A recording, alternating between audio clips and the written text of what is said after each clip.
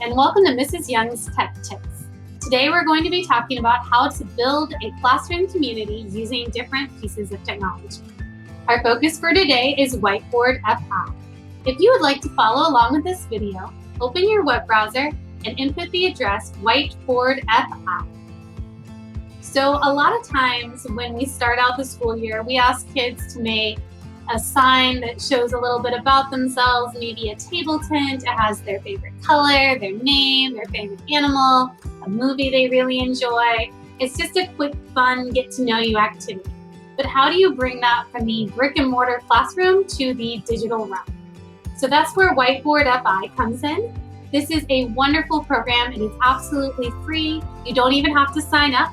You can use it just as is. And the purpose of this is that every student gets a digital whiteboard, and you as their teacher get to see all their responses. You also get to send information out to them using your own digital whiteboard. So we're going to create one together. You're going to click on New Class, and then you're going to type in the name of your class, and I'm going to write Getting to Know You. You also have several settings you can choose from. If you want to be able to control when your students enter the whiteboard space, then you're going to want to enable waiting room lobby. If you want your students to add pictures, you can enable image upload. And these last two options are for bandwidth that is limited or slow internet. If you have a lot of students that have slow internet, they're on low-end devices, then you can force simple mode, so that'll just make it faster for them to participate.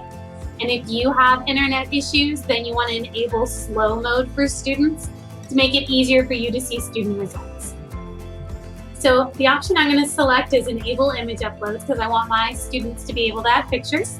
And then you're going to click Create New Class. Now you have an address that you can either give students this address directly, or you can tell them to go to whiteboardfi.com and enter the room code. So you can add this to your Canvas, to Google Classroom, you can add it to your Schoology, whatever platform you're currently using. You can even make this a part of your Bitmoji classroom on your whiteboard itself. So now we're going to click on My Whiteboard. So now that you're on your own whiteboard, you may want to create an example for students. So I'm going to click Draw a Text, and then I'm going to place it.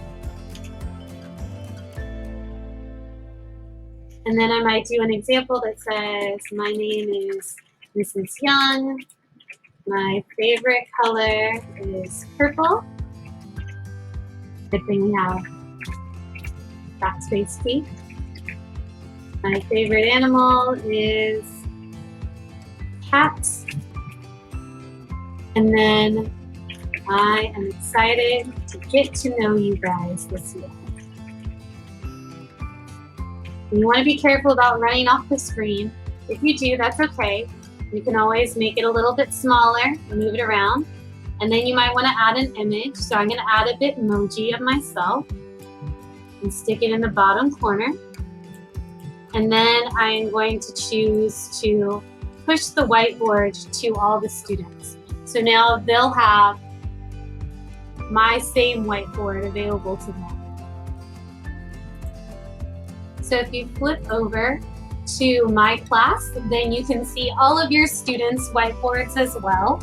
If you want everyone to be able to see everyone else's whiteboard, you would need to screen share it via Zoom, Teams, Google Meets, whatever digital meeting platform you're using with your students.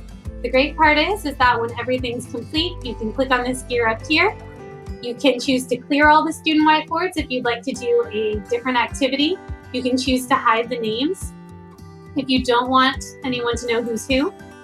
But you can also save all whiteboards as a PDF. So the work they do on their whiteboards, you can actually use for assessments later or for grading purposes.